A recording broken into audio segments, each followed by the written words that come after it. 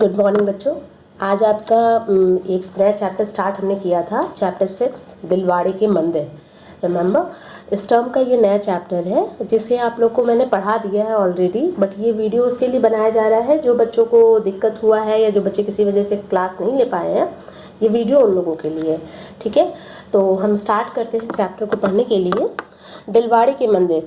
Actually अब आप इस चैप्टर से सीखोगे क्या? इस चैप्टर से आपको जानने के लिए ये है कि इस पार्ट में लेखक ने एक अपनी यात्रा का वर्णन किया है। लेखक एक माउंट आबू एक जगह है, वहाँ पर वो गया था। उस यात्रा में उसने जो जो देखा है या जिस जिन दृश्यों को अनुभव किया है उन सारे दृश्यों के बारे में बताया है और उसको अपने अनुभव को भी शेयर किया है। अनुभव के बारे में जानकारी दी कि उसे कैसा लगा वहाँ पे घूमकर और क्या क्या देखा था। ठीक है, अब हम सुनते हैं कि उन्होंने क्या क्या देखा था। स्टार्ट करते हैं। हमारी रेलगाड़ी जब आबू रोड स्टेशन पे पहुंची तब सवेरा हो चुका था। हम माउंट आबू जाने के लिए कभी भी अगर जाएंगे तो हम रेलगाड़ी से जा सकते हैं, वहीं से हमको आबू रोड स्टेशन पे उतरना पड़ता है, तभी हमको माउंट आबू के लिए बस मिलती है। तो लेखक अपनी शुरुआत वहीं से किया है कि हमारी रेलगाड़ी जब आबू रोड स्टेशन पे पहुंची तब सवेरा हो चुका था। माउंट आबू जाने के लिए बाहर बसें खड़ी थी। ठीक है, अपना सामान लेकर हम एक बस में बैठ गए।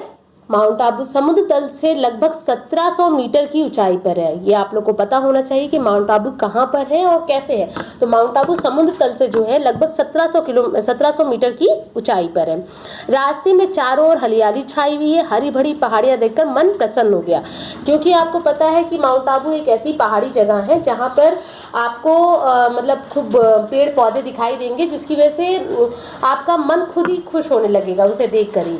आसपास पेड़ पौधे हैं, पहाड़ियां हैं, जिसको देखकर अपने आप ही मन उल्लासित हो जाता है। तो आप जैसे ही लेखक ने देखा कि रास्ते में बहुत सारी हरियाली छाई हुई है, हरी भरी पहाड़ियां देख रही है, तो उसका मन खुश हो गया। शीतल हवा ने यात्रा की सारी थकान मिटा दी। अब इतनी ठंडी ठंडी बस में हवा आ रही थी कि उसकी वजह से जो वो यात्रा किया था, जहाँ तक माउंट आबू रोड तक आया था, वो उसकी ये सारी थकान वो भूल गया था। उसके बाद क्या हुआ, बस से उतरकर हम लोग चाय पीने बैठे। वो लोग दो लोग थे, दोनों लोग चाय पीने के लिए बैठे। वहीं आसपास लोगों से पूछताछ करने पर पता चला कि यहाँ के दर्शनीय स्थानों में दिलवाड़े के जैन मंदिर प्रमुख है। दर्शनीय स्थानों का मतलब हुआ जो स्थान हमारे लिए देखने योग्य होता है, जिसे हम देखने के लिए दूर दूर से लोग आते हैं, उसे हम दर्शनीय स्थान कहते हैं। जो कि आपको माउंट आबू में सबसे फेमस जो चीज़ थी वो दिलवाड़े के जैन मंदिर प्रमुख थे। लेकिन मंदिर 12 बजे खुलता था, तो ये लोग सोचे कि अब करेंगे क्या। तो इन्होंने क्या किया, अतः हमने इसलिए नक्की ताल देखने का निश्चय कर लिया। नक्की ताल एक जगह थी जिसको इन्होंने देखने का निश्चय किया कि नक्की ताल देख लेते हैं, फिर हम लोग आगे बाद में जाएंगे दिलवाड़े के मंदिर पे। ठीक है, फिर हम नक्की ताल देखने चल दिए। अब नक्की ताल आप देख सकते हो कि ये तालाब जैसा है। ताल क्या, ये तो एक अच्छी खासी झील जैसी दिख रही थी, जिसे मतलब कोई इमेजिन ही नहीं कर सकता कि ये ताल है। देखने में लग रहा था बिल्कुल झील जैसा है।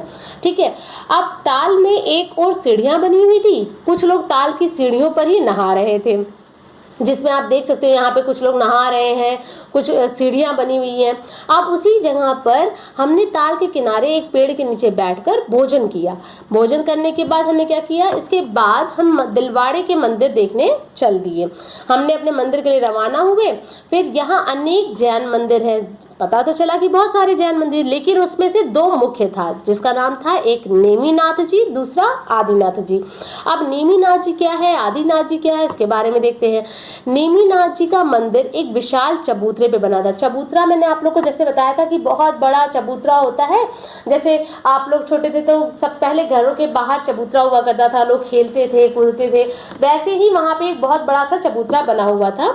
और बाहर देखने में लगा कि साधारण सा मंदिर होगा, कोई ऐसा खास नहीं होगा, पर अंदर जाकर देखा तो हम चकित रह गए, मतलब एकदम आश्चर्यचकित हो गए कि अरे ये क्या।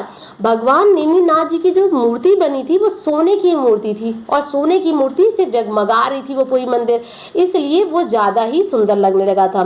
फिर नेमिनाथ जी के मंदिर के पास ही आदिनाथ जी का मंदिर था। आदिनाथ जी का मंदिर बहुत दूर नहीं था, नेमिनाथ जी के मंदिर के जस्ट पास ही में था। इसे तेजपाल और वस्तुपाल नामक दो भाइयों ने 1230 ईस्वी में बनवाया था। ठीक है। इसको जो आपको जैसे मैंने बताया कि नेमिनाथ जी के मंदिर में तो भगवान जी की मंदिर जो थी सोने की मूर्ति की थी, लेकिन जो नेमिनाथ जी का आदिनाथ जी का मंदिर था वो उसको बनवाए थे दो भाइयों ने, जिनका नाम था तेजपाल और वस्तुपाल। आप लोग ये नाम याद रखना क्योंकि आप लोग से क्वेश्चन आंसर भी पूछा जाता है। और कब बनवाया था? 1230 ईस्वी में बनवाया था। यह मंदिर संगमरमर का बना हुआ था। पता है अच्छे से संगमरमर क्या होता है? मार्बल। तो उसका बना हुआ था। मंदिर की दीवारों, छतों, खंभों पर सुंदर सुंदर मूर्तियां बनी हुई थी। मतलब इतनी सुंदर सुंदर मूर्तियां बनी हुई हैं कि वो देख के आश्चर्यचकित हो रहे थे। देवी देवताओं के अतिरिक्त सिर्फ देवी देवता नहीं, पशु पक्षियों की भी मूर्तियां हैं। ठीक है, इन्हें देखकर ऐसा लगता था मानो वो अभी बोल उठेंगे, जैसे उस मूर्ति में जान हो कि उस मूर्ति से जैसे आपको अभी वो बोलने लगेंगी, बातचीत करने लगेंगी। मंदिर से बाहर निकलकर हम एक बरामदे में पहुंचे। ठीक है, वहां पे क्या हुआ, यहाँ दीवार में अनेक छोटे छोटे मंदिर बने हुए थे। इनमें जैन तीर्थकरों की सुंदर मूर्तियां थी। जो जैन धर्म के जो तीर्थकर लोग होते हैं उनकी भी मूर्तियां बनाई हुई गई थी, जो कि बहुत सुंदर थी। अब उन दोनों में से जो एक था वो नितिन आश्चर्य और प्रशंसा से भरे नेत्रों से इन मूर्तियों को देख रहा था। नितिन बहुत आश्चर्य भी हो रहा था लेकिन बहुत खुश भी हो रहा था कि अरे वाह, मूर्तियां तो बड़ी अच्छी लगी हुई हैं, बहुत अच्छी बनी हुई हैं। उसने कहा भैया जरा इन मूर्तियों को तो देखो। दूसरे अपने जो साथ में गया था उससे बोलता भैया जरा इन मूर्तियों को देखो, इनके आभूषणों, फूल, पत्तियों और बेलों को ध्यान से देखो। कोई भी दो मूर्तियां एक सी दिखाई नहीं देती। मतलब सोचिए, इतना मूर्ति, पशु पक्षी, कुछ भी जो बना था, कोई भी चीज एक दूसरे से मतलब एक जैसी नहीं दिखाई दे रही थी। सिर्फ मूर्ति नहीं, उनके आभूषण, जो फूल पत्ती भी पहनाया गया या कुछ भी बेल भी किया गया, वो कोई भी चीज एक जैसी नहीं दिखाई दे रही थी। फिर क्या हुआ कि जैसे ही मैंने ध्यान से देखा कि नितिन तो भाई ठीक कह रहा है, बिल्कुल सही बात कह रहा है। तो अच्छा, उन्होंने कहा कि ठीक है, नितिन अगर ठीक कह रहा है तो हम देखते हैं कि क्या कर सकते हैं। ठीक है, मैंने नितिन से कहा सोचो तो नितिन कि आज से 800 वर्ष पूर्व ना तो पक्की सड़कें थी, ना ही मोटर थी, ना रेली थी, ना बड़े बड़े पत्थरों को उठाने वाली मशीन। तब किस तरह इतना संगमरमर दूसरे के देश के दूसरे भागों से इतनी ऊंचाई तक लाया जाता होगा। मतलब वो लोग तो बड़े हैरान हो रहे थे इस बात को सोच के कि अरे ये करेंगे कैसे, किया कैसे होगा। लेकिन बड़ी अच्छी बात है कि मंदिर तो बड़ी अच्छी बनी हुई है। वो लोग खुश हो गए देखकर, लेकिन वो ये बात भी सोचने लगे कि उस समय तो ये सब कुछ भी नहीं था, फिर कैसे इन लोगों ने किया।